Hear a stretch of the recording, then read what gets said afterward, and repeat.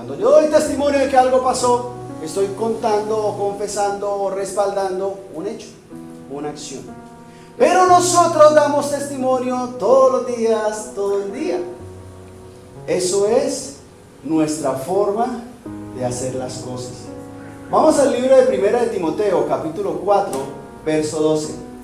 Ninguno tenga en poco tu juventud, sino sé ejemplo de los creyentes en palabra, conducta, amor, espíritu, fe y pureza. Ninguno tenga en poco tu juventud. ¿Quiénes son los jóvenes acá? Todos somos. Les pregunto, cuando ahí dice ninguno tenga en poco, o sea, ninguno menosprecie o subvalore tu juventud, ¿se refiere a que este mensaje es solamente para los jovencitos? ¿Sí? Vamos entonces. Yo ya tengo canas, ya de rato. ¿A qué se refería entonces? ¿Por qué juventud? Vemos que este mensaje es para Timoteo. Y resulta que la gente lo puede menospreciar a uno por lo que sea, ¿cierto? Si es joven, porque es joven. Y si es mayor, porque es mayor. Y si por una cosa, por esa. Por cualquier cosa nos pueden señalar o acusar o menospreciar. Pero el Señor aquí está diciendo que ninguno tenga en poco tu juventud, el vigor, la fuerza, lo que tienes para hacer, no vale menos. Pero aquí la instrucción es ser ejemplo ¿a quién? ¿Qué dice el versículo? A los creyentes. Si no es ejemplo ¿a quiénes? A los creyentes. A los creyentes. ¿Qué quiere decir eso? Que uno puede ser ejemplo para muchas personas que conozcan o no conozcan de Dios. Pero la invitación que nos hace Dios aquí es hacer ejemplo ¿a quiénes? A los creyentes. Es decir, no es solamente que yo soy ejemplo en que me gusta tener la casa ordenada, que me gusta no botar basura a la calle, que yo me levanto temprano, que no pongo música a todo volumen. No es solamente las conductas sociales, sino que dice que seamos ejemplo ¿a quiénes? O sea que será que hay que hacer un poquito más. Claro que sí, porque miremos, dice, si no sé ejemplo de los creyentes ¿en qué? Palabra, conducta, amor, espíritu, fe y pureza. Le pregunto, ¿predicar es diferente de ser ejemplo a los creyentes? Cuando yo le estoy predicando a alguien, le estoy dando ejemplo a los creyentes. También, claro que sí. Sí, porque yo estoy dando ejemplo de predicar, de llevar el mensaje. Mi buena conducta, mi forma de ser correcta delante de todas las personas es un buen ejemplo para todos. Pero si además yo deseo ser ejemplo a los creyentes, necesito hacer más cositas. Y vemos que ahí el ejemplo es palabra, conducta, amor, espíritu. ¿Está con mayúscula o con minúscula? Con minúscula, o sea, hace referencia a algo que vamos a ver. Fe y pureza. No es solamente serlo, es también ser ¿qué? Ejemplo. Porque uno puede ser y no ser ejemplo. ¿Sí? ¿Uno puede ser algo y no ser ejemplo? Claro. Usted se sube a un carro, es un Uber. Señor, ¿qué profesión tiene usted? Ingeniero. ¿Se le nota? No. No. Puede ser ingeniero, pero ese ejemplo de ingeniería mientras está conduciendo su Uber. No. Yo puedo ser una cantidad de cosas en el Señor, pero debo ser ejemplo. Porque es que hemos estado hablando acerca de las generaciones y que las generaciones tienden a impactarlo a uno, pero que es uno el que debe impactar la generación. Que la influencia de las generaciones puede llegar a mí, pero que lo que hace la diferencia es Dios en mi vida en esta generación. Y por eso vimos los ejemplos. Hablamos de Moisés, hablamos de Salomón primero, hablamos de José, que teniendo diferentes circunstancias, sus conductas también fueron diferentes entre ellos. Lo que sí es que fueron ejemplo, ya sea bueno o malo. ¿Nosotros podemos ser mal ejemplo? Claro. Entonces, no es solamente lo que yo soy, es que yo pueda ser ejemplo. Y en este caso, ¿a quién? A los creyentes. Lo primero es ¿qué? ¿Ejemplo en qué? Palabra. ¿Cómo hago yo para ser ejemplo en la palabra? Porque es que ya estamos viendo que no es solamente a toda la comunidad en general, sino a los creyentes. Eso me implica que yo ¿qué debo hacer con su palabra? Con la palabra de Dios.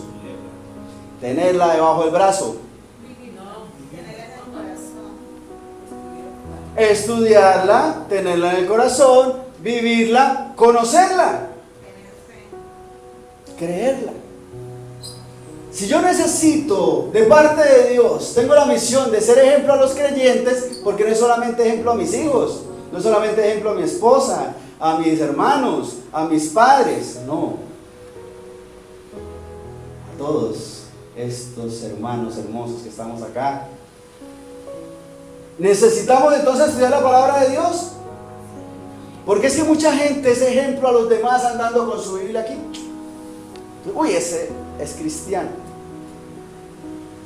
Pero cuando se sienta a hablar con la otra persona, y hablan de todo menos de Dios, está siendo ejemplo a los creyentes. Entonces necesitamos eso. Y ahí en 1 Timoteo 4, el siguiente versículo, el 13. Entre tanto que voy, ocúpate en la lectura, la exhortación y la enseñanza. Es decir, si yo debo ser ejemplo en la palabra de Dios, debo ocuparme. ¿En qué? En la lectura, la exhortación y la enseñanza. Porque es que hoy en día a nadie le gusta leer. Uno puede decir, no, pero a mí me fascina leer. Yo me leo hasta el recibo del gas. Lo que se me atraviese lo leo. Pero a la mayoría de la gente no. Y ese es un conflicto con los muchachos en el colegio. ¿Sí sabía usted? Y le dejan la guía que es un resumen del resumen del resumen. ¿Leen más que eso? Tarea, investigar qué es tal cosa. Entren a Google, encuentren a Wikipedia, copiar y pegar. Ni lo leen, porque no nos gusta leer. Pero es que la palabra no dice, es que si te gusta leer, léela. No. Dice que ¿qué? Ocúpate. O sea que hay que sacarle tiempo. Hay que sacarle el tiempo a eso. Porque hay que estudiar, dice en la lectura, la exhortación. La exhortación es diferente a juzgar. Exhortación es mostrar o enseñar lo que está mal. Porque no somos jueces. ¿Quién es nuestro juez? Dios y solo Dios.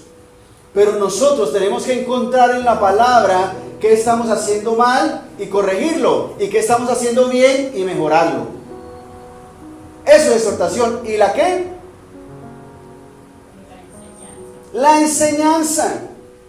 ¿Qué quiere decir? Que si yo estoy estudiando la palabra de Dios, debo llegar al punto en el cual la puedo enseñar. ¿Ustedes saben las vocales?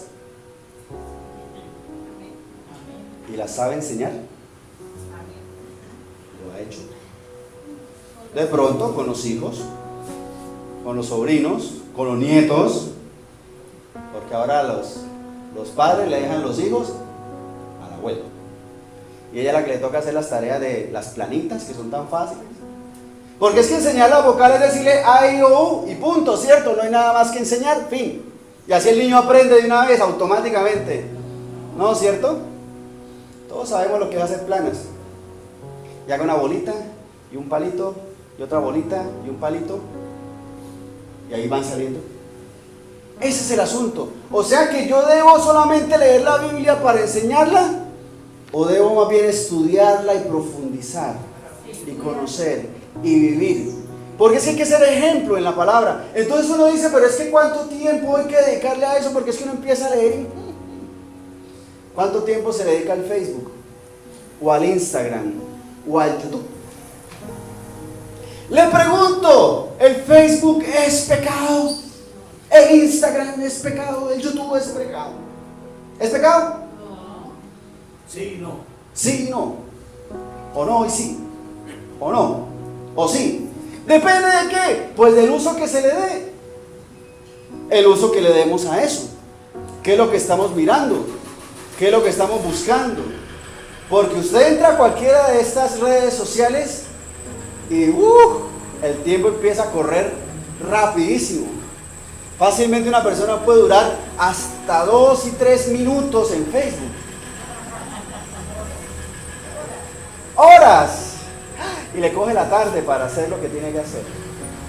Entonces depende del uso que le dé, del tiempo que le invierta, porque fácilmente uno se gasta 2 horas o 3 horas en las redes sociales, pero leyéndose un versículo, esos 5 minutos se gastan, pesan y me cuesta. Inclusive los excesos que hay en redes sociales, ¿sabía que hay centros de adicción o contra la adicción de las redes sociales?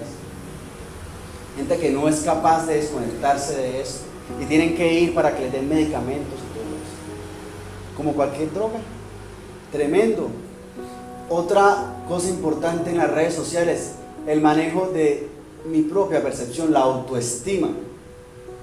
Porque en las redes sociales siempre aparecen mujeres que no son muy bonitas, que no son muy agraciadas, que no están bien maquilladas, que no es cierto, todo lo contrario, el propio estereotipo.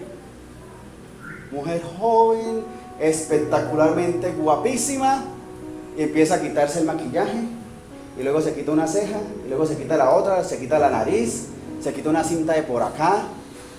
No, la transformación. ¿Y cuántas cosas de estas afectan el autoestima, sobre todo en nuestros jóvenes? Y uno dice sobre todo en nuestros jóvenes porque a los adultos también. Adultos también. Entonces uno empieza a esconder la barriga y busca la página donde dice abdominales de acero en 20 días. Uy, no, ese está muy largo, busquémosla en la de 15, en la de 10 días. Cuando vas el primer día dice, no, busquemos la de 6 meses porque está muy intenso. Entonces, en otras épocas decían que la televisión es la caja del diablo. ¿Se escuchó usted alguna vez eso? Entonces, mire la cédula. No es el elemento en sí, sino el uso que le damos. Entonces, ¿tenemos tiempo o no tenemos tiempo para estudiar la palabra de Dios? Sí, lo que pasa es que ocúpate. Hay que sacar el tiempo para eso. Hay que esforzarse en eso. Que a mí no me gusta leer. Pues hágale hasta que le guste. ¿A quién le gusta lavar la loza? ¿A quién le gusta barrer? ¿A quién le gusta trapear? Pues a mí me gusta barrer. Pero todos los días va para mi casa entonces. Y yo le concedo el gusto de que barra y trapee. No, que uno lo hace con gusto es una cosa y que le guste es otra, ¿cierto? Pero ¿cómo aprendimos a hacer esas cosas? ¿A las buenas? ¿Cómo es cuando se le dice a un muchacho o un niño? Es que debe ser desde niños pequeños, pero no. Esperemos a que tenga 30 años para ver si aprende a barrer, si aprende a cocinar, si aprende a lavar la loza. Uno empieza desde pequeñito. Y la primera vez que lava la loza, ¿qué pasa? Eso lo hemos dicho 1.000.000 de veces. Todo perfecto, todo queda limpiecito, no desperdicia ni agua, ni jabón, ni reguero, ni nada, ¿cierto? Y con gusto lo hace. El niño pequeñito, el de 4 años, mami, déjeme cocinar, ¿cierto? Déjeme lavar la loza, déjeme hacer arepitas ahí en la sartén. Pero cuando ya puede hacerlo, ahí sí no quiere. ¿Por qué? Porque es que nosotros necesitamos adquirir el hábito de hacer las cosas.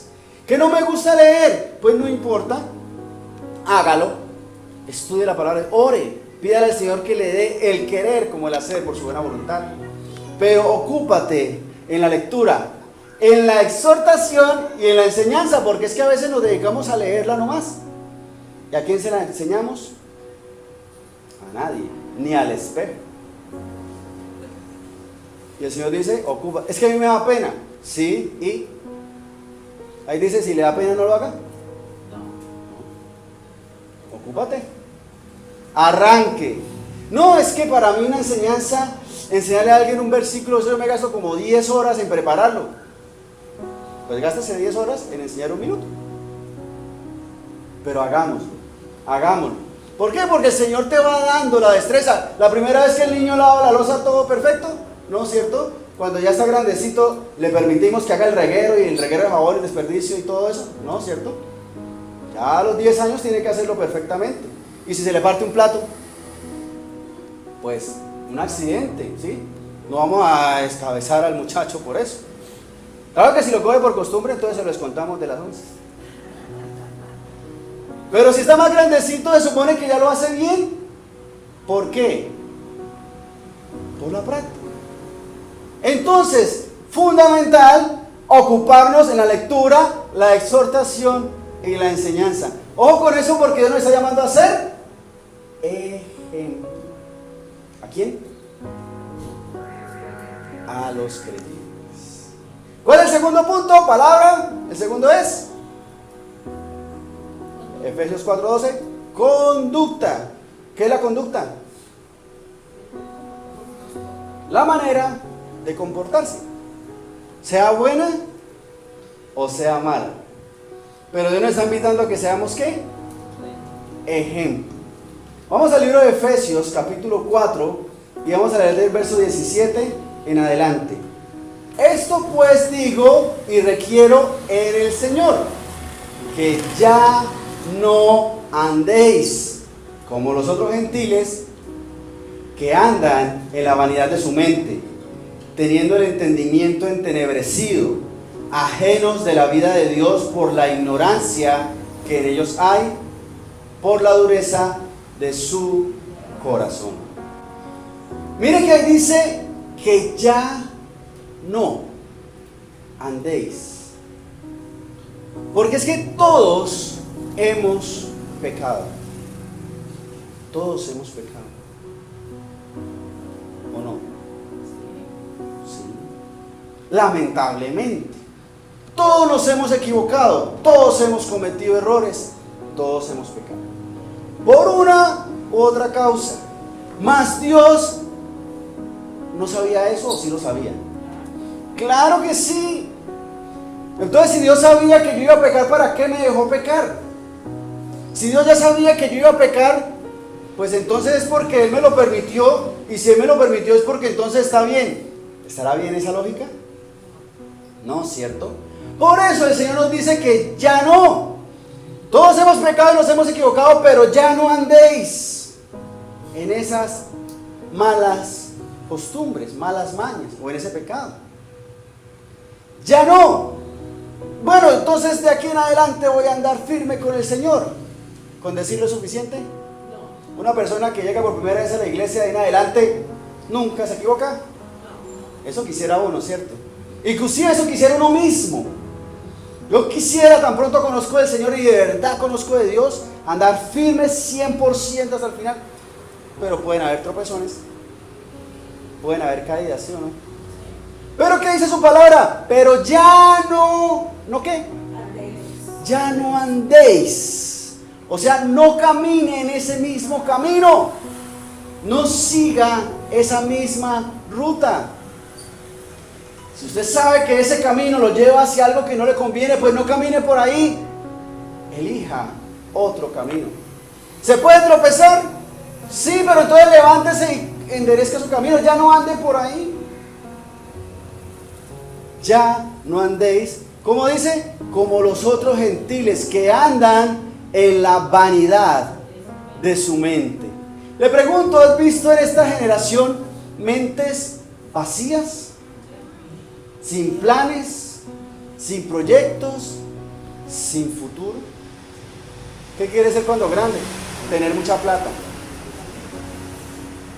¿Y cómo lo piensa hacer?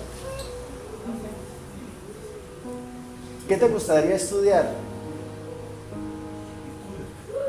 Ser youtuber. Y bueno, hay gente que le va bien, pero ni idea, ni cómo, yo quiero ser gamer, porque le gustan los videojuegos y grabarse jugando. y tiene muchas vistas y entonces mucho dinero. Pero proyectos, planes de verdad, preguntarle acerca de Dios. ¿Ha visto usted gente así en esta generación? ¿Será que nomás en esta? Vemos que desde ejemplos bíblicos, ¿sabe? De generaciones completas. Acuérdese de Sodoma y Gomorra. Era gente proyectada, que tenía planes, ¿cierto? Gente desocupada, mejor dicho. ¿Pero por qué? ¿Por qué habrán mentes vacías? ¿Por qué habrán personas sin proyectos, sin planes, sin futuro, sin deseo de hacer las cosas, sin importar la edad? Porque no solamente son los jovencitos, hay jóvenes, inclusive adultos, inclusive personas mayores que no tienen planes. Si no han escuchado, yo lo que estoy esperando es morirme. ¿Eso es tener planes? Mi plan es morirme. Eso es, mejor dicho, tremendo. ¿Por qué? Verso 18 dice: teniendo el entendimiento entenebrecido, ajenos de la vida de Dios, por la ignorancia que en ellos hay, por la dureza de su corazón. Y es que si uno no se arrepiente de sus pecados, de su mal camino, si uno empieza a buscar de Dios, el entendimiento se le entenebrece. Y uno dice que es entenebrecer. Se vuelve oscuro, tinieblas, sin camino, sin salida. El entendimiento se va perdiendo. Miren lo que dice ahí: ajenos de la vida, o dice ajenos de la vida de Dios. De la vida de Dios. Eso es la diferencia. Porque hay gente que está ajena de la vida. Hay problemas en la casa, no hay dinero, hay sufrimiento, y ni así busca trabajo, ni así busca juiciarse, ni así busca al menos no ser problema. Eso es ajeno de la vida. Pero ahí dice ajeno de la vida solamente. ¿Ajenos de la vida de quién? De Dios. Y esa es la gran diferencia. Porque es que no solamente están ajenos de la vida, sino que están ajenos de la vida de Dios. O sea, ni conocen de Dios, ni les interesa conocer, porque son ajenos a lo que Dios dice, a lo que Dios enseña, a la bendición que Dios tiene, a la paz, el gozo, el amor que viene de parte de Dios. Ajenos de todo, inclusive, pero sobre todo, de la vida de Dios. ¿Por qué? Ahí dice, Hay dureza en su corazón. por la ignorancia que en ellos hay y por la dureza del corazón. Permítame, les muestro aquí una imagen. ¿Sí se ve el cuadrito en la pantalla? ¿Qué dice ahí? Dureza de Dios. Dureza del corazón.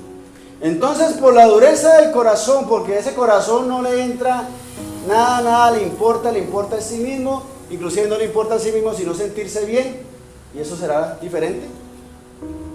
Que a uno no le importe uno mismo, pero sí le importa sentirse bien. ¿Sí se puede?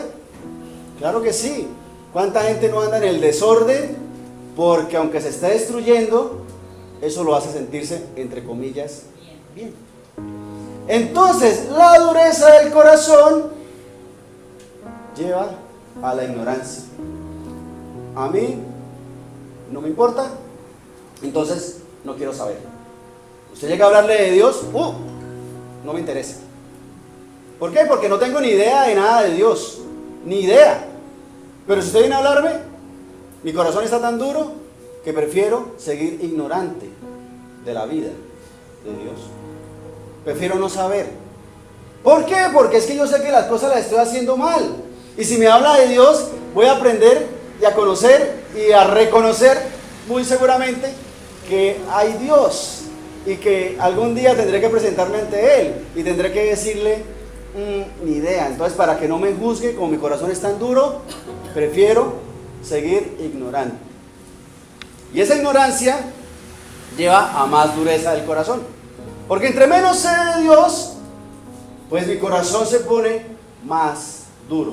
menos me importa. Sigo haciendo las cosas mal y no conozco y menos conozco, entonces sigo haciendo las cosas mal. Y al final esto nos lleva a estar ajenos de la vida de Dios. Corazón duro, ignorante totalmente de Dios, entonces lejos de lo que Dios establece. ¿Vemos eso en nuestras generaciones? Lamentablemente. Entonces el ajeno de la vida de Dios nos lleva a más ignorancia, ¿o no? Porque, listo, no conoce a Dios, pero por lo menos se congrega. Eso va a quitar la ignorancia y puede ayudar a que esa dureza del corazón no se perpetúe, porque se está acercando a la vida de Dios. Pero no, sigue en su mala conducta y el entendimiento, ¿qué pasa? Se le bloquea totalmente. Y después abrir esa puerta, abrir ese corazón, eso es lo que Dios establece, dice como corazones de piedra. De piedra. ¿Cuánto tiempo hay que poner a cocinar una piedra para que se ablande?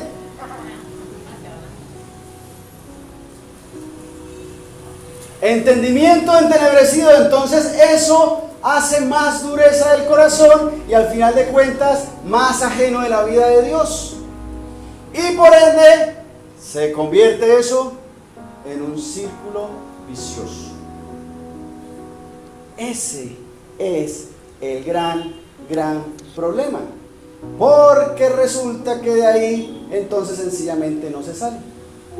Se sigue y se sigue y se sigue en ese proceso. Sigamos el verso 19. ¿Quién lo lee? Ahí en Efesios 4. Dice: los cuales después que perdieron toda sensibilidad, se entregaron a la lascivia. ¿Para qué? Cometer con avidez toda clase de impureza. Lascivia es el deseo de pecar. Otro contexto de esa misma palabra que está allí es la incapacidad de contenerse, o mezclando las dos cosas, el deseo de no contenerse. Suena raro, pero eso es. Yo no quiero detenerme. Yo quiero hacerlo y lo quiero hacer y punto, y no quiero detenerme, porque puede que sepa que está mal. Inclusive muchas veces se sabe que está mal, que no le conviene, pero como le gusta, lo hace. Ese es el problema. Dice: se entregaron a la lascivia para cometer ¿con qué? Con avidez, o sea, con entusiasmo, con ganas, corramos, vamos a pecar. Suena raro, pues que no se dice vamos a pecar, ¿cierto que no? Vamos a hacer lo que quieran hacer, que sea malo, el pecado que sea. Nunca se le dice vamos a pecar, vamos a hacer lo que es necesario para irnos para el infierno. No, eso no se habla. ¿Por qué? Porque el entendimiento está ¿cómo? Entenebrecido, ajenos a la vida de Dios, ignorancia total, corazón duro. Entonces ese es el riesgo de no conocer de Cristo. Como se es ajeno a la vida de Dios y el entendimiento está entenebrecido y el corazón está duro y ignorancia al 100%, entonces no se resuelve ninguno de esos ítems. Entonces sigue dando vueltas en eso y lo que le dan ganas es de hacer lo que no conviene. Eso le pasa al que no conoce de Dios. ¿Le puede pasar al que conoce de Dios? Sí. También. O sea que este peligro tan grande también es el para el que conoce de Dios y se echa atrás. Y por eso es que es tan peligroso. Porque uno ve inclusive personas que han caminado con Dios, que han conocido de Dios, en unas conductas re peor. Peligrosísimo, porque ahí hay el conocimiento, pero las demás cosas están predominando. Miren lo que dice el verso 20: mas vosotros no habéis aprendido así a Cristo, si en verdad le habéis oído y habéis sido por él enseñados, conforme a la verdad que está en Jesús. Les pregunto, esto de la lascivia y la avidez por pecar y la dureza del corazón, ajenos de Dios y todo esto, ¿eso es lo que hemos aprendido de Cristo? No, no. Pero si el testimonio es contrario, si nuestro testimonio es contrario, ¿qué pasará? ¿Estamos mostrando lo que hemos aprendido de Cristo? ¿Qué? No estaríamos haciendo lo correcto. No es así. Bueno, y si vemos que alguien hace lo que no le conviene, ¿asumimos que está correcto? No, ¿cierto? Porque ¿de quién es que debemos aprender? ¿De quién? ¿De quién? ¿De Cristo o de Cristóbal? ¿De Cristo o de Cristina? De Cristo. Porque eso es el problema también. Yo veo que esa persona se congrega, va a la iglesia, pero como se porta, entonces yo también voy a hacer lo malo. No, porque ¿de quién debo seguir el ejemplo? De Cristo. De Cristo. Mas vosotros no habéis aprendido así de Cristo. Pero entonces, ¿puedo yo juzgar a la otra persona? No, no podemos juzgar. Su palabra dice que no juzguemos a nadie, ni a usted mismo, ni siquiera se juzgue a usted mismo. Eso está en Mateo 7:1. No juzguéis, punto, para no ser juzgados. No se juzgue a usted porque usted no es juez de usted. ¿Quién nos va a juzgar? El Señor. Pero esto es lo que debemos hacer. Siguiente versículo, el 22. Dice: en cuanto a la pasada manera de vivir, despojaos del viejo hombre, que está ¿qué? Viciado conforme a los deseos ¿qué? ¿Deseos qué? Engañosos. Porque es que el deseo de hacer las cosas malas aparentemente es rico, gusta, es agradable, ¿o no? No, es que yo estoy aquí porque me obligaron a venir aquí a hacer esto tan mal, pero tan rico. No, es engañoso, hermanos. Por eso es que dice que despojémonos del viejo hombre que está viciado conforme a los deseos engañosos. Es poder ver y entender que hacemos las cosas mal, y que no nos conviene. No es juzgar, no, pues como yo ya cometí un pecado, entonces me voy para el infierno, me voy a enterrar de una vez. No, porque yo no soy juez.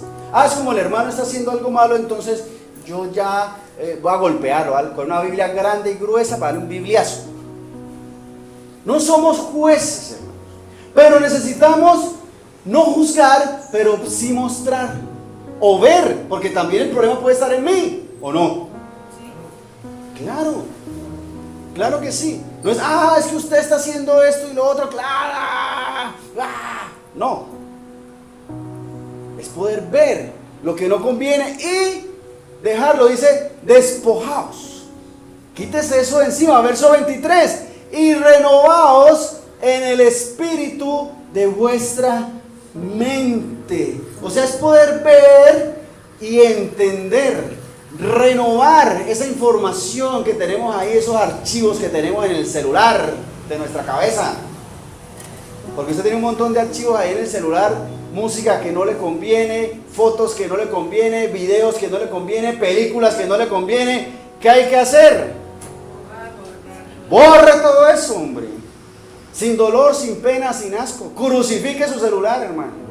Clave una puntilla en el madero a ver cómo le da el celular. Y listo. Renovaos en el espíritu de vuestra mente. ¿Por qué? Porque esos deseos son engañosos. ¿Nos engañan? Sí, porque nos muestra que sí, muy rico, sí, muy chévere, sí, muy divertido. ¿Y las consecuencias? Y al día siguiente, ¿cómo se siente? Y la familia cuando se le destruye, ¿cómo se siente? Y cuando se queda sin dinero y sin plata para llevarle el mercado a la casa, ¿cómo se siente? Y cuando tiene la resaca o el dolor de cabeza o el hígado graso o lo que sea. ¿Cómo se siente? Ay, sí. Me engañaron. Lo malo es que me engañaron, pero tantas veces. Todas las veces. Renovados en el espíritu de nuestra mente, porque eso no conviene. Entonces, ¿cómo escapar de eso? Verso 24, siguiente versículo. Y vestidos del nuevo hombre, creado según Dios en la justicia y santidad de la verdad. Te pregunto, cuando alguien te ve de lejos, ¿qué es lo que ve para saber que eres tú? O sea, ¿cómo hace alguien que lo ve uno de lejos para reconocerlo? El caminado. ¿Cómo se viste? ¿Cómo se viste? Ay, yo lo vi, ¿qué días? ¿Qué tal? No sé qué, pasé por no sé dónde. Ah, sí, bla, bla, bla. ¿Cómo hizo usted para saber si estaba lejos? Por el caminado, por la ropa, usted lo reconoció. Vestidos del nuevo hombre. Tu forma de ser se nota. Se nota. Es su forma de ser. Se va a notar. Y si tu conducta se nota, ¿cómo debe ser entonces la conducta? ¿Buena o mala? Muy buena. Porque puede haber alguien igualito a usted, que camina como usted, con la ropa como se viste usted, colgado de una cuerda en un árbol. No, ese no es usted. A no ser de que usted tenga la costumbre. Usted en el semáforo, gente asombrosísima, que se cuelgan y hacen un montón de malabares. Pero, ¿será que si era ese? No, la conducta no es. No es. Mi capacidad física no me va a matar. Apurado me sé amarrar los cordones de los zapatos y eso, la maniobra más grande que hago. Nuestra conducta es como nuestro vestido. Se nota, nos representa, nos permite que nos reconozcan, así sea de lejos. Y por eso nuestra conducta debe ser buena. Vestidos del nuevo hombre creado, ¿según quién? Dios. Según Dios. Debemos vestirnos con el diseño de Dios. Y si usted quiere saber cuál es el diseño de Dios, vaya al libro de Génesis. En el libro de Génesis encontramos el diseño de todas las cosas. Y ahí encontramos que Dios nos hizo a su imagen, conforme a su semejanza, que nos dio autoridad, que nos dio poder, que nos dio sabiduría. Así es que tenemos que vestirnos como el Señor.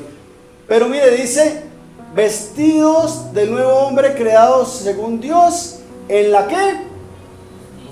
Justicia. ¿Qué es justicia? Ser justos. ¿Qué es ser justo? Aplicar la justicia. ¿Y qué es justicia? La ley de Dios. Justicia es discernir entre el bien y el mal. Y ser justo es aplicar eso, aplicar lo bueno, aplicar lo correcto, hacer lo correcto. ¿Basado en quién? En las leyes filosóficas internacionales. ¿No es cierto? Porque lo que hace unos años era malo hoy es bueno. Y a lo bueno llaman malo y a lo malo llaman bueno, ¿o no? Y no solamente en nuestra ciudad o en nuestro barrio, sino en nuestro país y en el mundo. ¿Conforme a qué entonces?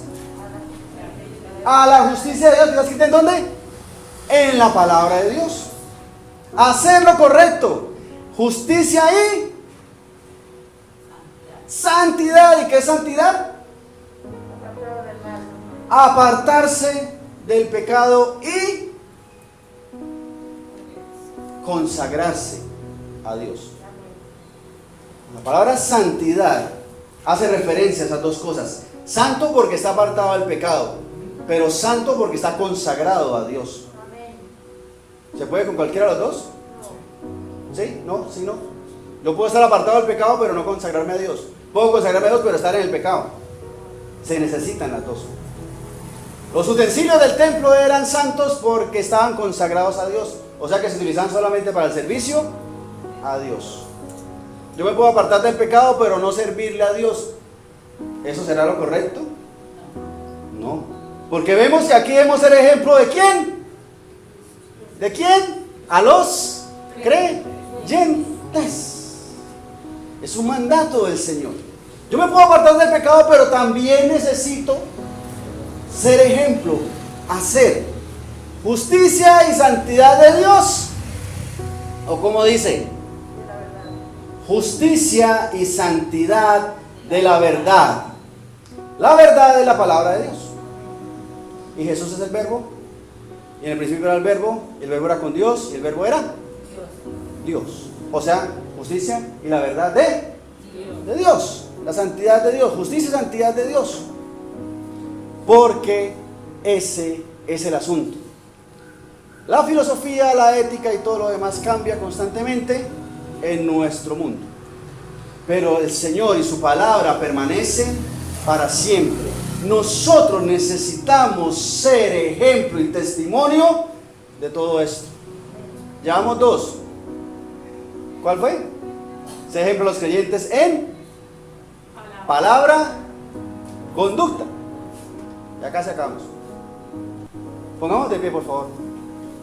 Vamos a orar y darle gracias a Dios porque Él nos da la oportunidad de ser ejemplo en su palabra y ser ejemplo en la conducta.